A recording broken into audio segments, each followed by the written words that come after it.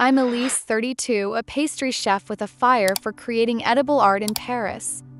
For 10 years, I poured every ounce of myself into Le Petit Four, our family's bakery nestled in the winding streets of Montmartre. What started as my grandfather's humble shop in the 1970s, I turned into a crown jewel of Parisian baking. I crafted bergamot orange macarons, their delicate shells bursting with citrus, and passion fruit tarts that married sweet and sharp in perfect harmony.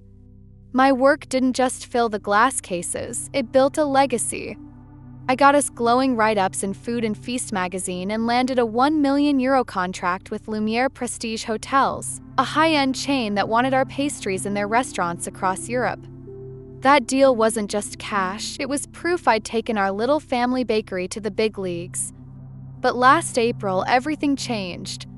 My parents, Marcel and Claire, called me to a meeting in the bakery's back room, where old photos of my grandfather rolling dough hung on the walls. I thought we'd talk about my plan to open a second location in Lyon, something I'd been pitching for months. Instead, my father cleared his throat and dropped a bomb. They'd picked my younger sister, Sophie, 28, to be CEO. Sophie, who couldn't tell a whisk from a spatula, who once burned a tray of cookies because she forgot to set a timer. Her only qualification was an MBA, earned in classrooms far from the heat of an oven. I sat frozen as my mother sipped her tea, eyes on the table, while Sophie scrolled her phone with a smug grin like she'd already won. I tried to argue. "I've run this place for a decade," I said, my voice sharper than I meant. "I created the bergamot macarons, the passion fruit tarts. I grew our social media from nothing to 60,000 followers, with videos of our tarts racking up views. I sealed the Lumiere deal. Why Sophie?" My father's answer cut deep. "Sophie's got the business, know how to grow us. You're a genius with desserts, Elise, but leadership needs a bigger picture." Bigger picture? I'd tripled our profits, sweet talk suppliers, and made Le Petit for a name people traveled to Paris for. Sophie's claim to fame was a cost-cutting chart that swapped fresh cream for powdered. The betrayal hit like a punch. I'd spent years rising at 4 a.m. to perfect recipes, staying late to manage books, and building trust with people like Antoine from Lumiere, who relied on me for quality. Yet my parents thought Sophie, with her shiny degree and zero kitchen experience, was the better bet. I couldn't stay where my work was invisible. So I walked out, taking what was mine: my recipes, my supplier contacts, the relationships I'd earned through years of delivering excellence. I left the bakery's files behind, but the trust I'd built, that was mine. A week later, the cracks showed. Sophie's meeting with Antoine was a mess. She pitched cheap, mass-produced pastries, clueless about the craft Lumiere had signed up for. Antoine called me, his tone sharp. "She doesn't know your menu, Elise. She wants to replace your tarts with generic cookies." We're done. The €1 million contract gone. My father called, voice frantic, begging me to fix it. "Ask your new CEO," I said. I'd warned them, but they chose her. Now they'd see what they'd lost by undervaluing me. If you're still listening, we want to sincerely thank you for spending your time with us. Truly means a lot. We'd love to know, where in the world are you watching from? Drop your country in the comments and let's see how far this message has reached. If you haven't subscribed to the channel yet, I highly recommend doing it now so you won't miss any of our upcoming stories. These aren't just ordinary stories, they're filled with meaningful life lessons that can inspire, teach, and stay with you long after the video ends. Hit that subscribe button and join our growing community. For 10 years, I poured my heart into Le Petit Four, our family's bakery in the heart of Montmartre, Paris.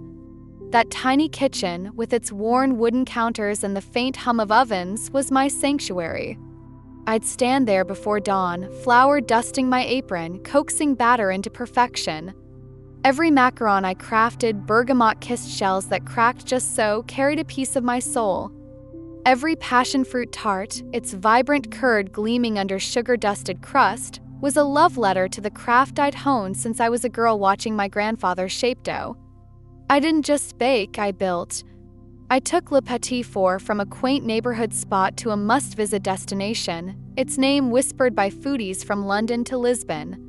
I spent late nights filming videos of my eclairs, their glossy chocolate tops glistening under soft lights, turning our Instagram from a handful of followers to a buzzing community of 60,000.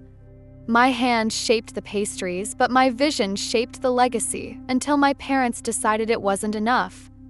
I can still see the moment it unraveled, the air thick with betrayal in our bakery's back room. My parents, Marcel and Claire, sat across from me, their faces unreadable. I'd come prepared to pitch a second location in Lyon, dreaming of Le Petit Four's name glowing on another street. Instead, they announced Sophie, my younger sister, as CEO. Sophie, 28, whose idea of baking was microwaving store-bought dough, whose only claim to the business was a shiny MBA and a knack for spreadsheets. I'd spent a decade building relationships, charming suppliers like Madame Dubois, who delivered fresh vanilla beans from Madagascar, or convincing critics to taste my lavender-infused madeleines. I turned our bakery into a brand, with lines snaking down Montmartre's cobblestone streets and a €1 million contract with Lumiere Prestige Hotels to prove it. Yet my parents believed Sophie's cost-saving plans, swapping my handcrafted macarons for mass-produced biscuits, were the future. The words they used still burn. "Sophie sees the bigger picture," my father said, his voice steady, as if my years of 14-hour days meant nothing. "Your pastries are beautiful, Elise, but we need someone to scale the business." Scale the business? I'd already done that. I'd taken a dusty family shop and made it a beacon of Parisian artistry. I'd stayed up until 2 a.m. tweaking recipes, ensuring every bite told a story. I'd spent weekends at food festivals, my arms aching from carrying trays, smiling through exhaustion to win over crowds. I'd built trust with Antoine from Lumiere, spending months perfecting a menu for their hotels, tasting each dessert until it sang. Sophie, meanwhile, had never touched a piping bag. Her biggest contribution was a PowerPoint suggesting we cut costs by using frozen fruit. The idea that she could lead what I'd built felt like a knife twisting in my chest. I looked to my mother, hoping for a flicker of support. She'd taught me to roll dough when I was 6, her hands guiding mine as we shaped brioche. But now she stared at her hands, silent, letting my father's decision stand. Sophie sat there, her eyes glinting with unearned confidence, already planning to streamline my menu. Streamline. As if my bergamot macarons were clutter, as if my passion fruit tarts were a liability. I wanted to scream, to shake them and ask why my decade of devotion wasn't enough. Instead, I felt something crack inside me, not just anger, but a realization. I tied my worth to Le Petit Four, to my family's approval, but they didn't see me. They saw a baker, not a leader. They saw Sophie's degree, not my legacy. Leaving wasn't a choice, it was survival. I couldn't stay in a place that dimmed my light, where my creations were reduced to too expensive by someone who'd never tasted the magic of a perfectly balanced ganache. But walking away broke my heart. Le Petit Four wasn't just a job, it was my grandfather's dream, the place where I'd learned to measure love in pinches of salt and folds of butter. I'd spent my 20s there, sacrificing nights out, relationships, sleep, all to make it shine. I'd memorized the rhythm of the morning rush, the clatter of trays, the chatter of customers raving over my lemon verbena cakes.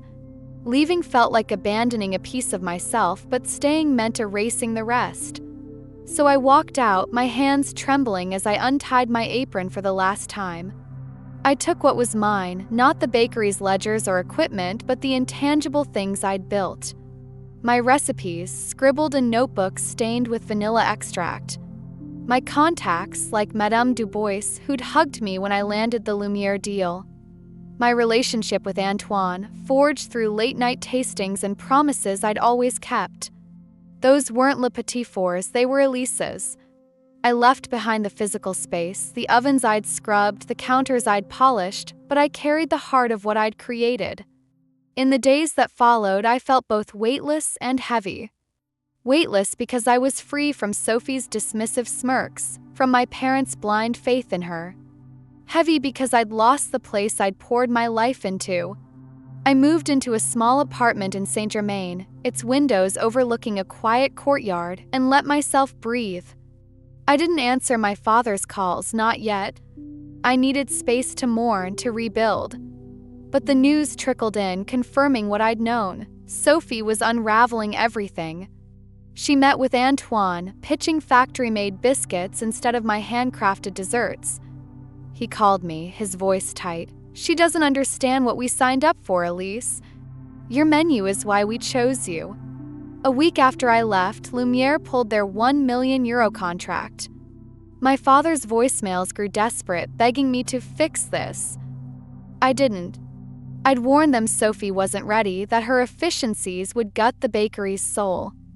They'd chosen her vision over mine, and now they were tasting the consequences. Leaving Le Petit Four wasn't just about walking away from a job. It was about claiming my worth, about refusing to let my family define me as just the baker. I knew my value, the years of sweat, the sleepless nights perfecting flavors, the trust I'd earned from suppliers and clients. I'd built something extraordinary, and if my family couldn't see it, I'd show the world. As I stood in my new apartment, staring at the empty notebook where I'd soon sketch new recipes, I felt a spark. Heartbroken, yes, but alive with possibility. I wasn't done building, not by a long shot. I'd create something new, something that was mine alone, and prove that my dreams didn't need their approval to flourish. Walking away from Le Petit Four left a hollow ache in my chest, but it also lit a fire I hadn't felt in years. I was 32, a pastry chef who'd spent a decade building a family legacy only to be sidelined by my own parents. Yet in that pain I found clarity. I didn't need their approval to create something extraordinary. So I started over, pouring my heart into a new dream, my own bakery, Elise's Pâtisserie, in the vibrant heart of Saint-Germain, Paris. With its cobblestone streets and bustling cafes, the neighborhood felt like the perfect canvas for my vision. I wasn't just opening a bakery. I was reclaiming my worth, proving to myself and the world that I was more than the daughter they'd overlooked. The journey began with Margot, my dearest friend and a fellow pastry chef whose talent rivaled her fierce loyalty. We'd met at culinary school, bonding over late-night experiments with lavender glazes and pistachio creams. When I told her I'd left Le Petit Four, her eyes blazed with indignation. "They don't deserve you," she said, squeezing my hand. "Let's build something better." Her belief in me was a lifeline. We scouted locations, settling on a sunlit corner shop that once housed a bookbinder. Its wide windows and exposed brick walls promised warmth, a place where my pastries could tell their stories.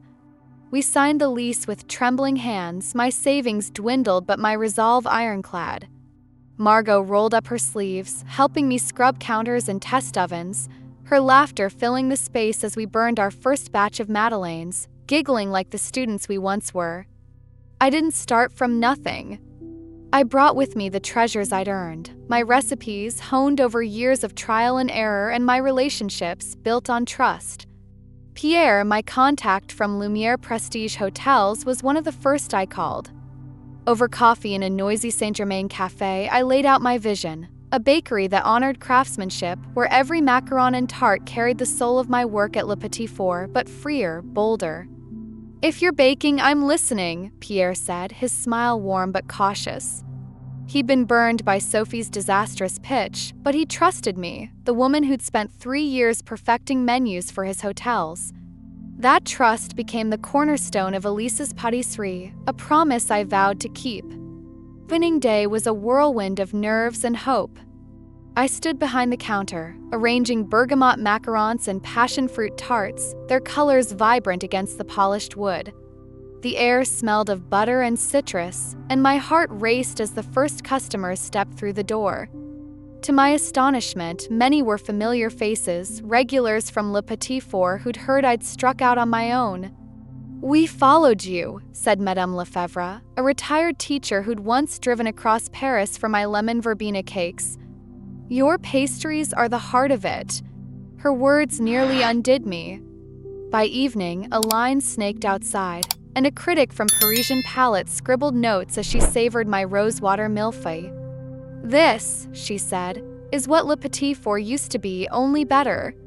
Her review, published a week later, called Elise's Patisserie a triumph of artistry and soul, and I pinned it to the wall, a quiet reminder of what I'd built. The success wasn't just in the crowds. Within a month, Pierre signed a €500,000 contract to feature my pastries in 2 of Lumiere's Paris hotels. It wasn't the €1 million deal I'd secured for Le Petit Four, but it was mine, built on the trust I'd earned through years of delivering perfection. I spent late nights tweaking recipes to fit their menus, ensuring every dessert, my lavender eclairs, my pistachio financiers, carried the elegance they expected. Each delivery to their hotels felt like a victory, a step toward a future I controlled. Margot and I celebrated with cheap wine in the bakery's back room, toasting to new beginnings and the team we were building, chefs and servers who believed in my vision, not Sophie's spreadsheets. Meanwhile, Le Petit Four was crumbling. I didn't gloat, but the news reached me through old colleagues and suppliers. Yelp reviews turned brutal, complaining of stale croissants and uninspired flavors. "It's not the same without Elise," one read, and though it stung to see my grandfather's legacy falter, it validated my choice. Sophie, thrust into a role she wasn't ready for, floundered. She tried to replace my bergamot macarons with factory-made biscuits, alienating customers who'd come for artistry. Staff began to leave, first Jean, my best sous chef, who texted me, "Sophie's clueless." She changed the menu mid-service and half the plates came back. Then Monsieur Renaud, our flour supplier, called, frustrated. "She hasn't paid invoices, Elise. I can't deliver without payment." Sophie's cost-cutting vision, her bigger picture, was a wrecking ball, dismantling the quality I'd spent a decade perfecting. I felt the weight of their struggles, but I refused to carry it. Le Petit Four had been my home, my pride, but it had also been a cage, trapping me in a role my family refused to see beyond. Sophie's failure wasn't my victory, it was their consequence. My parents' calls grew frequent, their voicemails laced with panic. "We're losing customers," my father said. "Can you help?" I didn't answer, not yet. I was too busy building Elise's Patisserie, training my team to pipe ganache with precision, greeting customers who'd become friends. One evening, as I plated a chestnut tart for a critic, a regular from Le Petit Four pulled me aside. "This place feels like you," she said. "It's alive." Her words settled into me, soothing the ache of leaving. Elise's Patisserie wasn't just a bakery, it was my declaration. I'd spent years tying my worth to my family's approval, believing hard work would earn me a seat at their table. But when they chose Sophie, they forced me to see the truth. My value didn't depend on them. Every tray of macarons I pulled from the oven, every contract I signed, every customer who smiled at the first bite, they were proof I was enough. Margot, wiping flour from her cheek as we closed up one night, grinned and said, "You're not just a chef, Elise. You're a force." I laughed, but I felt it, a strength I hadn't known I had until I walked away. As my bakery thrived, Le Petit Four's struggles became a distant hum. I didn't wish them ill, I just didn't need them anymore. I'd built something new, something that carried my grandfather's love for baking but bore my name, my vision. Elise's Patisserie was my heart, set free on the streets of Saint-Germain, and every day I walked through its doors, I knew I'd made the right choice. I wasn't just baking pastries, I was baking a life, one that belonged to me. The success of Elise's Patisserie was a beacon, but the ache of leaving Le Petit Four lingered like a bruise. I'd built my new bakery in Saint-Germain, filled its cases with bergamot macarons and passion fruit tarts, and watched it come alive with customers who believed in my vision. Yet the family I'd walked away from, my parents, Marcel and Claire, and my sister, Sophie, remained a quiet shadow in my thoughts. For weeks, I ignored their calls, their voicemails piling up like unpaid bills. I wasn't ready to face them, not after they'd chosen Sophie's spreadsheets over my decade of devotion. But slowly, cracks appeared in their resolve, and one by one, they began to see the cost of their mistake. My family's reckoning didn't bring me back to Le Petit Four, but it opened a door to something new, a relationship rebuilt on my terms. It started with my mother. One rainy afternoon, as I was piping rosewater ganache in my bakery's kitchen, my phone buzzed with her number. I hesitated, my thumb hovering over the screen. Her silence during that fateful meeting when my father named Sophie CEO had cut deeper than his words. She'd taught me to knead dough to taste for balance, yet she'd sat mute as my role was reduced to just the baker. I answered, bracing myself. Her voice was soft, trembling, unlike the steady tone she used to direct our family. "Elise, can we meet?" she asked. "Just us, please." I agreed, choosing a quiet coffee shop near the Seine, far from Montmartre's memories. She arrived looking smaller than I remembered, her scarf knotted tightly against the drizzle. Over steaming cups of espresso, she fidgeted, her eyes tracing the table's grain. "I was wrong," she said finally, her voice barely above a whisper. "I should have spoken up when your father chose Sophie. I saw everything you did for Le Petit Four, the recipes, the crowds, the Lumiere deal. I let him decide because I thought that's how families work, keeping the peace." Her hands shook as she stirred her coffee. "Watching you leave, I realized we'd taken you for granted." Her words landed heavy, stirring a mix of pain and relief. I'd spent years craving her acknowledgement, but now it felt like a belated gift. "Why didn't you see me then?" I asked, my voice steady but raw. She met my gaze, tears brimming. "I was afraid to challenge him, Elise. But I'm proud of you. You're braver than I ever was." That conversation didn't erase the hurt, but it softened it, like sugar tempering a tart lemon curd. We began talking more, not about the bakery but about us, mother and daughter, finding a fragile new thread to hold on to. Sophie was a harder bridge to cross. Le Petit Four's collapse under her leadership, plummeting reviews, quitting staff, suppliers cutting ties, forced her to face her limits. A month after I opened Elise's Patisserie, she called. Her usual sharpness was gone, replaced by a hesitant tone. "Elise, I didn't expect it to be this hard," she admitted. "I thought I could run it with numbers, but I didn't understand what you put into it." I pictured her in the bakery's office, surrounded by my grandfather's old ledgers, drowning in a role she wasn't ready for. "You dismissed my work," I said, not cruelly but honestly. "You thought a degree was enough." She was quiet, then said, "I'm sorry. I was wrong. Can we talk sometime? Not about the bakery, just us." I paused, remembering her smug grin when she was named CEO. But she was still my sister. "Okay," I said. "Let's try." We met for wine at a dimly lit bistro, the air thick with awkwardness. She admitted her MBA hadn't prepared her for the chaos of a kitchen, and I shared how her dismissal had gutted me. It wasn't a full repair, but it was a start, a step towards seeing each other as sisters, not rivals. My father was the toughest. Stubborn as ever, he didn't reach out until Elise's Patisserie earned a glowing review in Parisian Palette. One evening, as I was closing up, he appeared at my bakery's door, his coat dusted with rain. "Elise," he said, his voice gruff, "this place is remarkable." He stood awkwardly by the counter, eyes scanning the gleaming cases.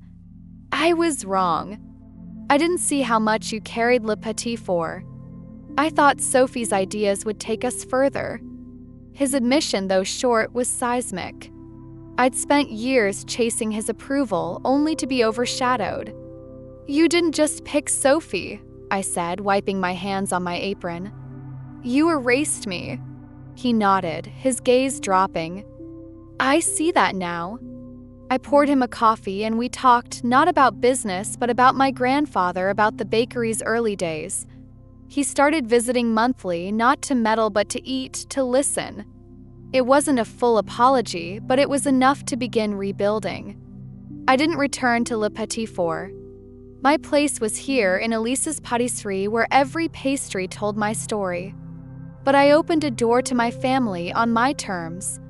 They'd seen their mistake, not just in losing me, but in underestimating what I'd built. Our relationship, once fractured, began to mend, not because I went back, but because I stood my ground. Elisa's patisserie was my proof, my peace, and my future, and no one could take that away. Elisa's patisserie isn't just a bakery, it's my heartbeat, my rebellion, my proof. Standing in its Saint-Germain kitchen, surrounded by the hum of ovens and the scent of bergamot macarons, I feel a freedom I never knew at Le Petit Four. This place, with its warm brick walls and gleaming pastry cases, is more than a business. It's a testament that I could build something greater than what I left behind. Every passion fruit tart I plate, every customer who smiles at the first bite of my lavender eclair carries my story, a story of resilience, of claiming my worth when my family couldn't see it. I found peace here not because I proved them wrong, but because I proved myself right. My family remains part of my life, but the terms are mine now. My mother, Claire, visits often, her eyes soft with pride as she sips coffee at my counter, no longer silent. Sophie, my sister, is learning to listen, our conversations shifting from rivalry to respect. My father, Marcel, comes by monthly, his stubborn edges softening as he tastes my chestnut tarts and talks about my grandfather's old recipes. They're not just family, they're people I'm choosing to let back in, not because I need their approval, but because I've redefined my value. It's not tied to their recognition anymore. It's in the life I've built, the team I've chosen, the customers who fill my tables. Elisa's patisserie is my legacy, crafted by my hands, my heart, my vision. This journey taught me lessons I'll carry forever. First, your worth isn't defined by others' validation. I spent years chasing my parents' approval, believing hard work would earn me a place at their table. But when they chose Sophie, I learned my value lives in what I create, not what they see. Second, walking away can be the bravest step. Leaving Le Petit Four felt like tearing out a piece of my soul, but it freed me to build something truer to who I am. Third, relationships matter more than titles. My bonds with Margot, Pierre, and my team at Elisa's Patisserie, built on trust and respect, outweigh any CEO label. Fourth, failure is a teacher, not a verdict. Sophie's mistakes at Le Petit Four and my family's regret showed me that setbacks can spark growth if you face them honestly. Finally, your dreams don't need permission. I didn't need Le Petit Four to shine. I needed faith in myself to start over and create Elisa's Patisserie. These lessons weren't easy. There were nights I doubted myself, staring at my empty apartment, wondering if I'd gambled too much. But every morning, as I unlocked my bakery's door and saw my team kneading dough, I knew I'd chosen right. Elisa's Patisserie isn't just about pastries, it's about freedom, about standing tall when the world tries to shrink you. I think of my grandfather, who started Le Petit Four with nothing but a dream and a few recipes. He'd be proud not because I stayed, but because I had the courage to leave, to build something new that carries his love for baking in my own way. If my story resonates with you, if you've ever had to walk away to prove your worth, I'd love to hear from you. Share your journey in the comments below. Let's inspire each other to keep claiming our value. And if you found something in my story that speaks to your heart, please give this a like, share it with someone who needs to hear it, and subscribe to stay part of this conversation. Together, we can celebrate the strength it takes to build our own paths, to bake our own stories, to find freedom in knowing who we are. Elisa's Patisserie is my proof, and I can't wait to see what yours will be.